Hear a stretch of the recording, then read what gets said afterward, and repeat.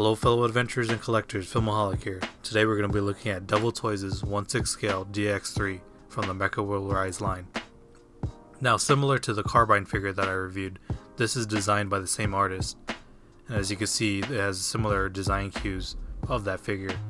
Looking at the artwork on the box, it's definitely up my alley. Once again, it fits that cyberpunk aesthetic that I really appreciate, so of course I had to come and pick this up when I saw the opportunity. This is a rarer figure compared to the other one. It was harder to find, so at the time I reviewed Carbine I didn't even think I was going to have this figure, but little did I know one popped up on the secondary market, so I was able to pick it up. Going back to the box, you can see here there's a little excerpt for the storyline behind these two figures.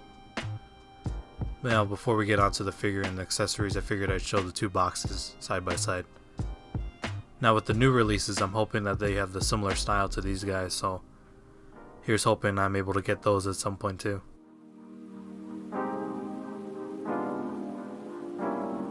Now, what's included in the box, you get some extra pegs, which is always nice. Although I haven't had any problems with them so far, but it's nice to have. Also included in the box are some grenades. Now, these grenades are the same ones that are used by Carbine, which is fine by me, because if an artist or a manufacturer is able to save a couple bucks on some minor accessories, that's not a problem at all. Now, something particular about this figure is that it deals more with swords, so of course he comes with 4 of them, so he's trying to do his best General Grievous impression, I guess. But something that is different between the two characters is that this guy focuses more on close combat with swords.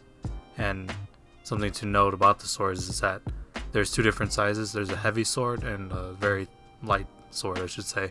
One that's sculpted in a different manner with red, whereas the other one is gray. Again, this figure utilizes that, cyberpunk kind of style that I really go for when it comes to figures, so it's nice to see that come across from the artist's rendition. It should be noted that a lot of this is reused parts from the Carbine figure. It's just a little bit mirrored when it comes to the jacket and some of the accessories being modified to fit the swords.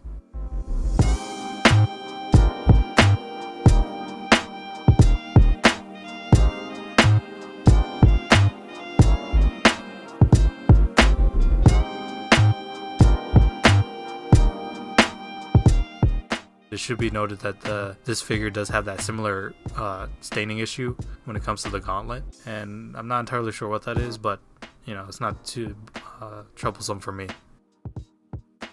I'll be honest, I don't entirely know how to pose a figure with swords, so I've been doing a little bit of research into how swords are meant to be held and things like that, so I'm sure in time I'll figure it out, but it's weird coming from a collection that's mostly guns and stuff like that. But nonetheless, it was more or less just for that head sculpt and that style that I really wanted this figure for.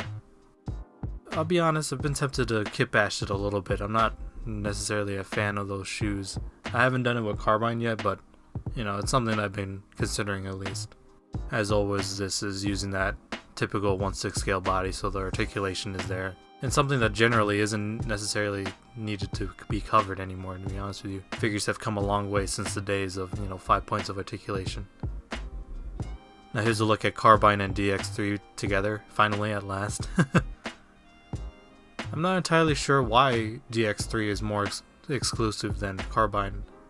I want to say it was an exclusive to an event, but I'm not entirely sure. But I know there was a 2-pack that was available when they first released. Of course, me being me, I missed that boat, so I had to get them on the secondary market. And if you're patient, I'm sure you're able to find one yourself. It's definitely paying off to have both of them in my collection. Now, as to which one is my favorite, I'm not entirely sure. I think DXIII has a cool looking head sculpt, and I really do like the shade of red that they used, but Carbine has some great weapons, and I'm always a sucker for weaponry. Now, in terms of recommending this figure, it falls under that same branch of it's hard to come by these days, but if you're given an opportunity to buy one, I highly recommend picking it up.